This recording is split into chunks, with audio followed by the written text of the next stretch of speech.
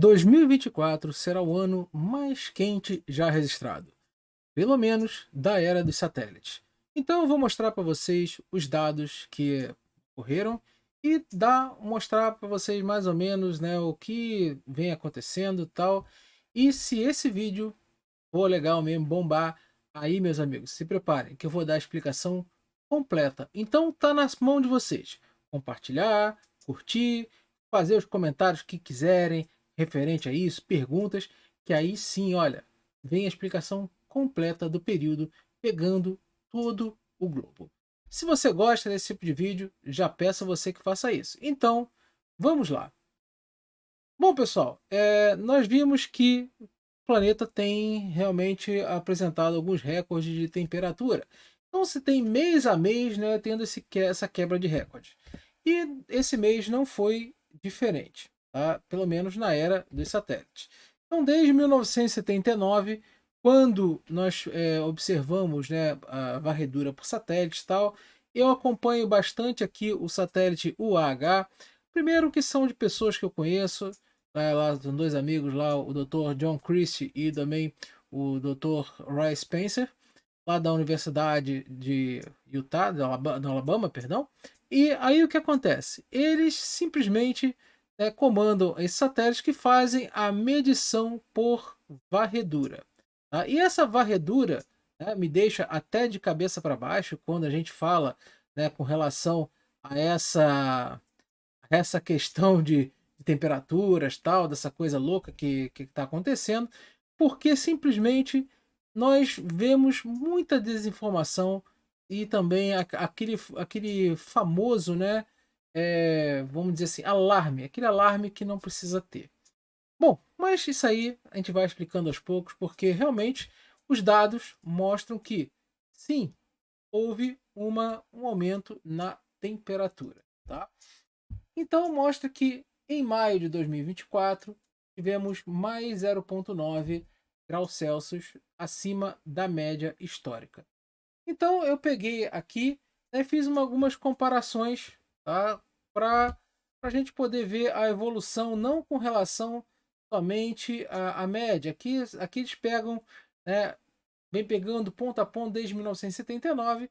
Só que eu quis fazer uma comparação de 2023 com 2024 para poder afirmar que 2024 será o ano mais quente da era de satélites. Por quê? Porque 2023 foi o ano mais quente até o momento da era de satélites.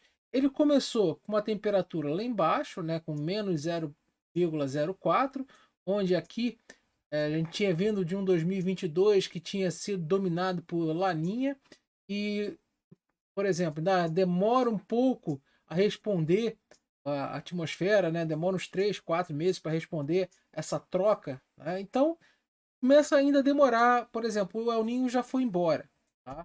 O El Ninho já foi embora, mas ainda sentimos sua, os seus resquícios. Por quê? Porque a resposta oceano-atmosfera é mais lenta.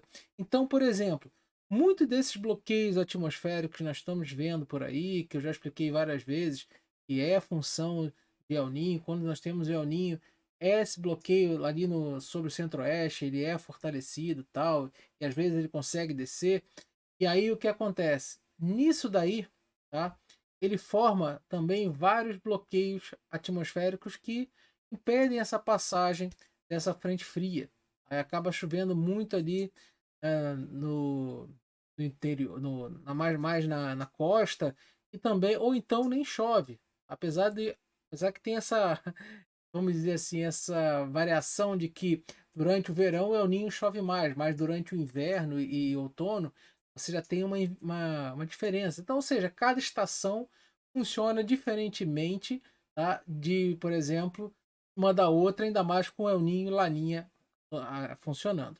Então, como nós estamos ainda sob o efeito do El Ninho, que já se foi, tá? Hoje o Pacífico está neutro, mas essa troca ainda, né, da atmosfera ainda demora um pouquinho, 3, 4 meses.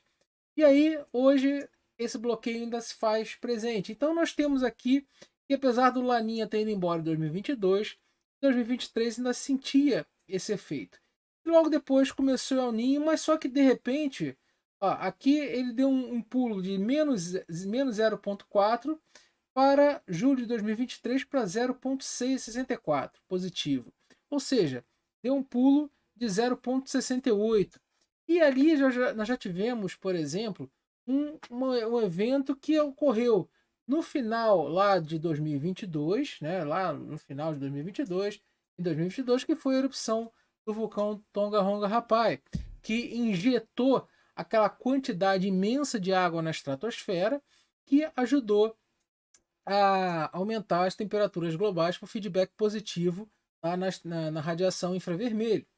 Então, sim, você tem também esse fator lá na estratosfera que acaba influenciando também a troposfera, que é onde nós vivemos, tá? Então, isso aqui são as temperaturas da baixa troposfera, justamente onde nós estamos. Então, essas médias, depois elas só veio uma tendência de subida bastante íngreme, tá? E quando nós falamos de 2024, que já é aqui, ó, aí nós temos uma coisa que vamos ver no próximo. Nesse gráfico com barras aqui, eu já acrescentei a média de 2023, a média de 2024 e a média com relação a 2023/2024, ou seja, todo o período desde janeiro de 2023. Então, como nós podemos ver nesse gráfico com barra, nós vemos que temos também uma subida forte aqui, tá? Onde que o El Niño já começou a predominar lá no Pacífico.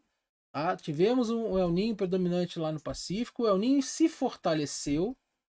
Tá? E com o fortalecimento do El Niño, junto com as temperaturas de outros oceanos, vulcões e tal, que isso aí, né, eu vou explicar depois com calma, se vocês gostarem e fizerem, né, vai dar bastante like nesse vídeo. E aí o que acontece?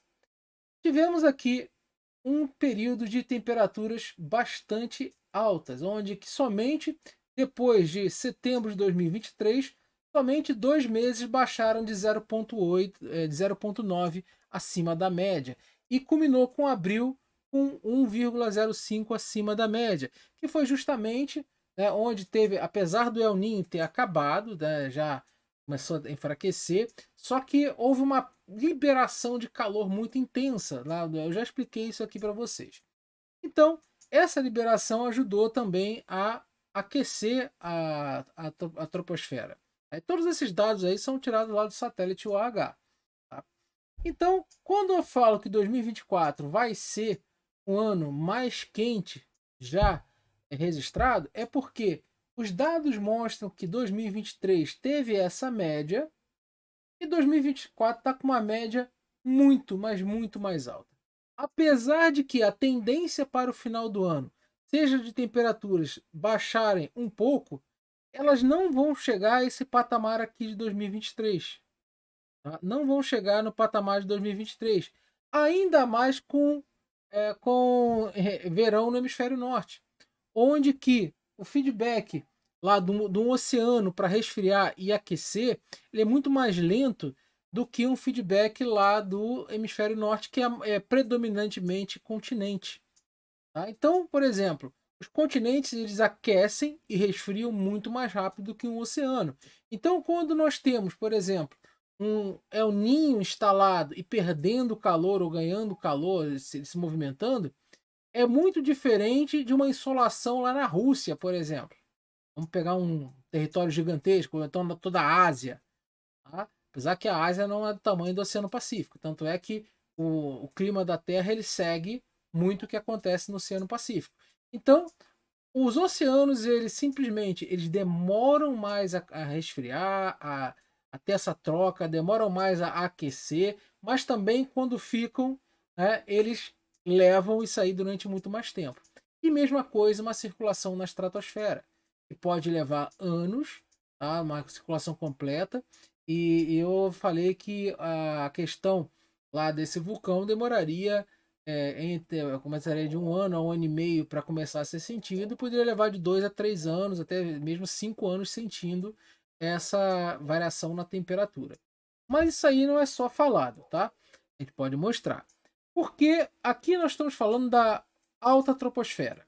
A alta troposfera, ela sofre alguma influência da estratosfera, que está acima dela, mas também ela sofre efeitos da baixa troposfera, que onde nós vivemos, que são, né, justamente os fenômenos do oceano, esses fenômenos que nós estamos, né, presenciando aqui com vocês, El Niño, essas coisas.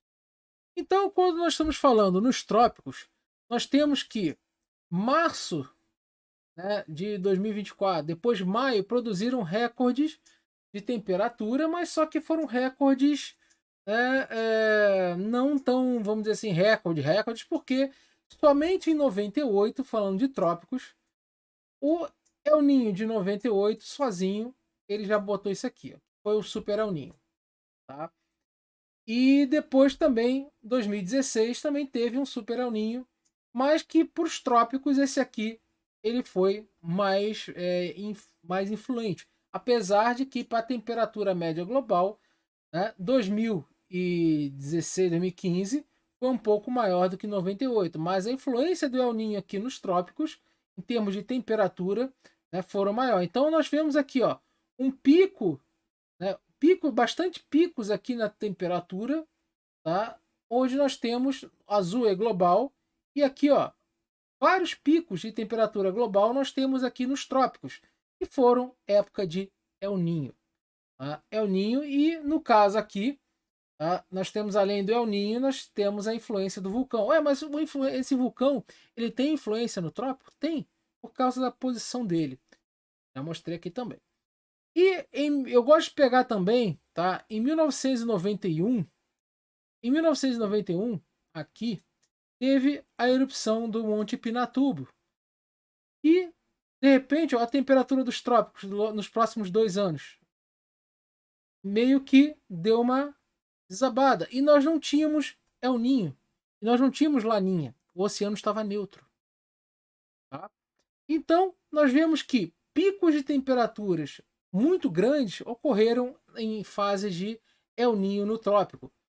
E quando nós vamos analisar, mas só tem o trópico aí? Não, nós não temos o trópico. Nós temos também a parte extratropical, tanto no hemisfério norte como no hemisfério sul, onde que o hemisfério norte ele aquecendo 0,15 por década e o hemisfério sul 0,9 por década.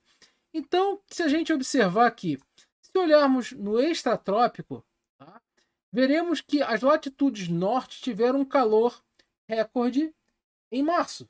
Tá? Então aqui, ó, o extratrópico, tá? O extratrópico do hemisfério norte teve um calor recorde em março. Mas nas latitudes meridionais, em maio, foi apenas o 3º lugar, atrás de setembro de 2019 e novembro de 88. Então, quando nós analisamos a questão de analisar somente um fato de temperatura média global, sem analisar, por exemplo, o todo, sem analisar a questão mais ampla, a gente vê o seguinte, que alguns fatores mais propícios ao hemisfério norte, alguns fatores mais propícios ao hemisfério sul, alguns fatores que estão mais influenciados à questão oceânica, porque nós vemos que o hemisfério sul, tá, em 2020, ele teve mais aquecido, em 2019 e 2020, ele teve mais aquecido que o hemisfério norte. E nós tivemos também um El Niño nessa época. Aí outras questões, por exemplo, já em 98, a influência maior foram no hemisfério norte e também nos trópicos. Então nós vemos que, pelo menos,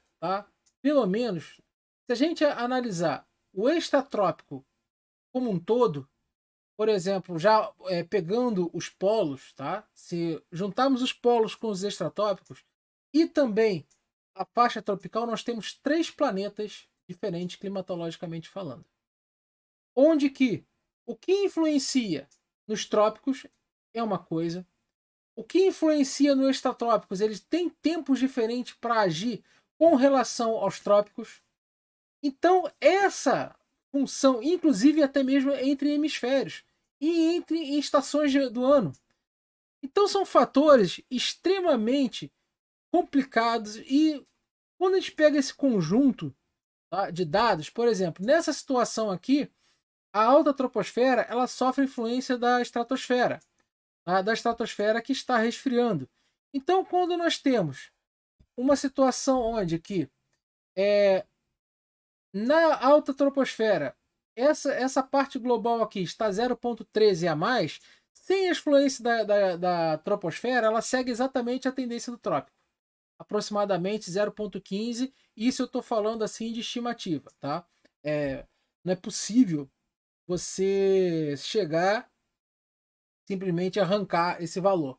Então nós temos que influências tropicais, tá? Onde que nessa situação de laninha aqui, ó, os trópicos lá embaixo jogaram a temperatura para baixo. Já a partir de 2020, a parte sul mais fria, a parte quente do norte, né, o norte mais quente. E a temperatura média global continuou abaixo. Né? Então, o que acontece? O que favoreceu no caso de 2020 a 2023, a 2022? Laninha. Depois entrou o quê? El Ninho, né? Vulcão, tal. Então nós vemos alguns fatores que não são só esses, tá? Não são só esses que predominam, por exemplo, na temperatura dos trópicos. E a tendência, tá? Tirando alguns pontos, é, poucos pontos, mas você vê que a temperatura média global ela segue muito o que acontece com a temperatura dos trópicos, justamente onde está a maior porção oceânica, tá? E pegando o extratrópico sul, onde que também nós temos muitos oceanos, mas só que os principais fenômenos acontecem ali, que é o fenômeno global El Ninho e Laninha. Tá certo? Então essa análise de dados ela é feita, né, com base nos dados, com base em observações e com base também, tá, do que nós sabemos desse fenômeno. Então, se vocês gostaram, já peça a esse like aí e depois escreve, faça perguntas e tal. E no próximo vídeo, der tudo certo aí com vocês, ó, esquece de comentar e compartilhar, tá? E aí, esse vídeo vai dar aquele up. E no próximo vídeo eu explico tudo isso aí, faço uma live explicando. Beleza? Então valeu, forte abraço a vocês, até a próxima.